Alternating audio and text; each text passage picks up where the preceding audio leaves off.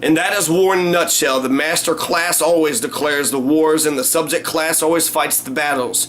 The master class has all to gain and nothing to lose, while the subject class has had nothing to gain and all to lose, especially their lives. They have always taught and trained you to believe that it is your patriotic duty to go to war and to have yourself slaughtered at their command.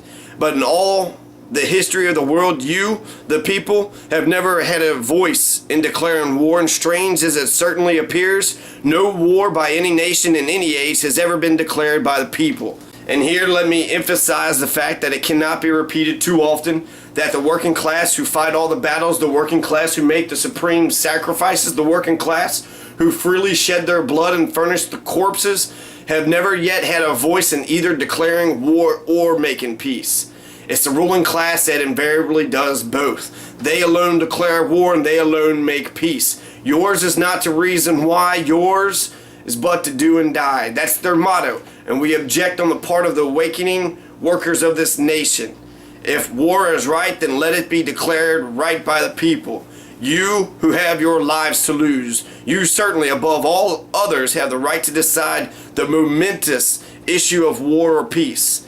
And now, among other things, they're urging you to cultivate war gardens. While at the same time, a government war report just issued shows that practically 52% of the arable, tillable soil is held out of use by the landlords and the speculators and the profiteers. They themselves do not cultivate the soil, nor do they allow others to cultivate it. They keep it idle in order to enrich themselves, to pocket the millions of dollars of unearned increment. And now for all of us to do our duty. The clarion call is ringing in our ears, and we cannot falter without being convicted of treason to ourselves and to our great cause. Do not worry over the charge of treason to your masters, but be concerned about the treason that involves yourselves. Be true to yourself, and you cannot be a traitor to any good cause on earth. On November 9th, 1918, the German revolutionaries overthrew Kaiser William II, and so Kaiser Wilhelm II abdicates his throne. On April 1919, in Munich, Germany, there was a Spartacus rebellion, a proletariat revolution which took control of the German government. Eventually, the reactionary or the nationalist forces were to get control, and you had Eugene Levine, the leader of the Bavarian Soviet Republic. He cried out, "Long live the worldwide revolution," when he was executed. The revolution was successful when on August 11th, 1919, the Weimar, W-E-I-M-A-R, the Weimar Constitution was adopted, and Germany became a democratic parliamentarian republic. The February Revolution, the October Bolshevik Revolution, and the German Revolution were all a result of World War I. During World War I, only Russia and Germany had revolutions. When Lenin and Trotsky were overthrowing their governments, the Kaiser abdicated, and there was more fighting, but eventually Germany became a democratic parliamentary republic where there were worker-soldier councils that were created, and there was revolutionary circles. Overall, in World War I, 2.4 million German peasants were murdered. World War I eviscerated the culture of German Americans. Towns, streets, buildings with German names were renamed. During this period, a large number of American Germans changed their surnames in order to hide their origins, in spite of the many German Americans who fought for the United States against their native homeland. On December 2nd, 1919, ex-Kaiser Wilhelm II wrote to Field Marshal August von Mackensen, denouncing his abdication as the deepest, most disgusting shame ever perpetuated by a person in history. The Germans have done to themselves, egged on and misled by the tribe of Judah. Let no German ever forget this, nor rest until these parasites have been destroyed and exterminated from German soil. Kaiser Wilhelm II also advocated a regular international all-worlds pogrom, a la Rousseau, as the best cure. He further believed that the Jews were a nuisance that humanity must get rid of in some way or another, and he believed that the best way would have been gas. Henry Eckert Yalsey was paroled in 1916, and in 1919, Democratic Governor James D. Black pardoned him.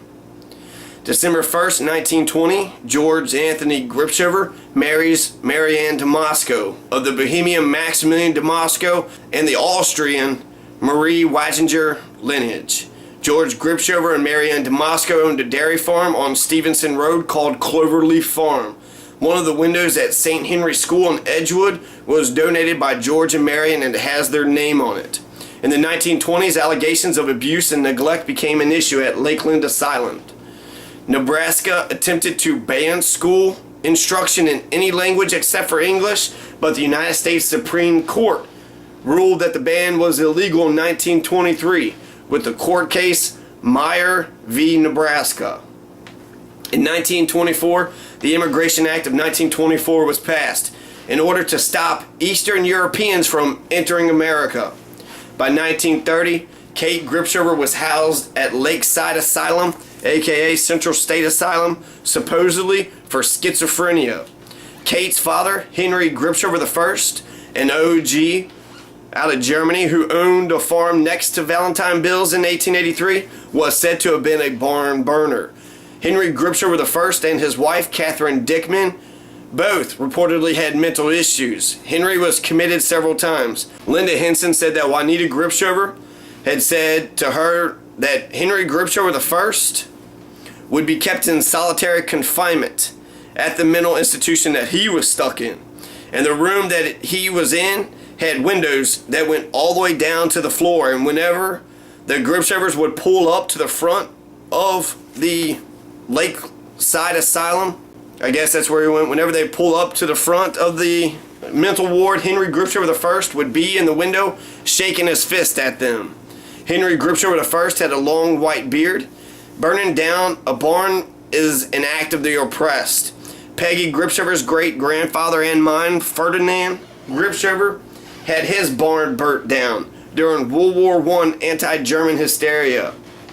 Or maybe it was Henry Gripshover I. Camillus Gripshover also had one of his barns burned down in the 60s or 70s, and Camillus just drank a fifth of whiskey with the police, and he watched it all burn. Central State Hospital for the Insane's director, Dr. Prusy's sanity was put into question. In 1930, Lakeland Asylum began using cold showers, insulin, lobotomies, and electroshock therapy in order to cure the patients, like at Abu Ghraib. In 1930, Kate Gripshover was listed on U.S. Census at the Jefferson County Central State for the Insane. She was 47 years old and had no schooling, could not read or write, and was born in Kentucky. In the 1930s and 40s, Kentucky created and molded the young Charlie Manson. When in Kentucky, Charlie's Uncle Jesse tells him, "We're still rebels, boy, and we ain't going to no Yankee school." Charlie Manson lived with his mother at Blue Moon, a speakeasy in the hills of eastern Kentucky, several miles away from Sanford Town, where moonshine was served. At 77 years old, Charles Manson was denied parole in 2012. Henry Louis H.L. Mencken was a German-American author who wrote The American Language, a multi-volume study of how the English language is spoken in the United States, and for his satirical reporting on the 1925 Scopes trial, with Kentuckian John Thomas Scopes being the man on trial. And this is a trial that Mencken had nicknamed the Scopes Monkey Trial. Writing in 1928, the American social critic and the grandson of a German immigrant, H.L. Mencken, pointed out how swiftly the process of assimilation had been absorbing the German Americans even before the First World War. The melting pot had swallowed up the German Americans as no other group, not even the Irish, said H.L. Mencken. By 1937, most of the families in Sanford Town had already moved away by then. The flood of 1937, coupled with the Great Depression, seemed to mark the beginning of the end for this small farming community. Both the 1897 flood and the flood of 1937 caused damage to the homes and to the Holy Guardian Angels Church. The 1937 flood of the Ohio, the water had reached all the way up into the Holy Guardian Church, and the statues were found floating in the fields. Sanford Town existed for 94 years, from 1843 to 1937. The Holy Guardian Angels Catholic Church remained in the fledgling community until it was closed in 1958 upon the completion of St. Pius X Catholic Church on Dudley Pike. On March 4th, 1938, the long-lasting German newspaper, the Louisville Anzeiger, printed its final issue. In 1939, German-American John Steinbeck writes the book The Grapes of Wrath, which was about the Great Depression and the Dust Bowl and how lots of Americans were dying. In 1940, 4 out of 5 dwellings in Kentucky had no electricity, no refrigeration, and no access to hard surface roads. 96% of Kentuckians had no access to running water.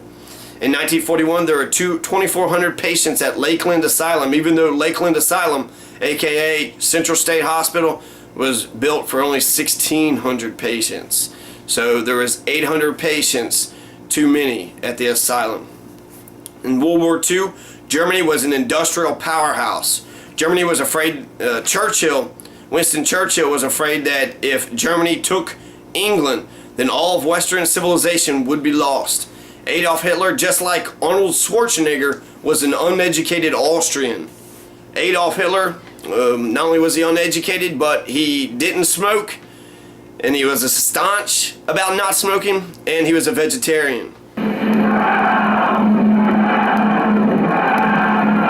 Through one international crisis after the other, the Kaiser rattled his sword, loudly demanding Germany's place in the sun. In vain, the other powers proposed an international agreement for general disarmament. But disarmament didn't suit the plans of the German militarists, landowners, state officials, or industrialists. They wanted their own way, and their own way meant war. War, therefore, was inevitable. It only needed an incident.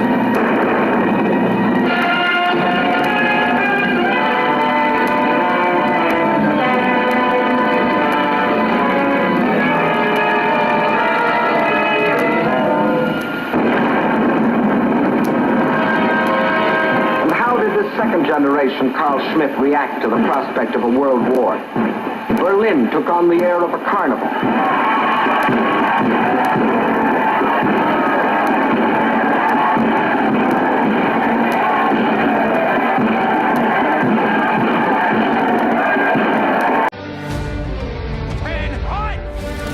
I'm putting together a special team. We're going to be doing one thing and one thing only. Killing the Nazis. But the world would not listen. So golden was the thought of peace that the armistice was granted. We celebrated. Not only because the war was over, but because it seemed that we had put an end to German militarism forever. Hadn't the German army been beaten? Hadn't the German plan for conquest failed? Hadn't the Kaiser had to run away to Holland? And his war leader, Ludendorff, to seek refuge in Sweden? And wasn't Germany now a republic, apparently like our own, based on liberty and equality? Didn't that prove that Carl Schmitt had rid himself of the old German tradition? That's what your father thought as he celebrated in 1918. But let's see what had really happened. Heil Hitler! Heil Hitler! Heil! Heil Straka! Heil Svinigorati! Singala!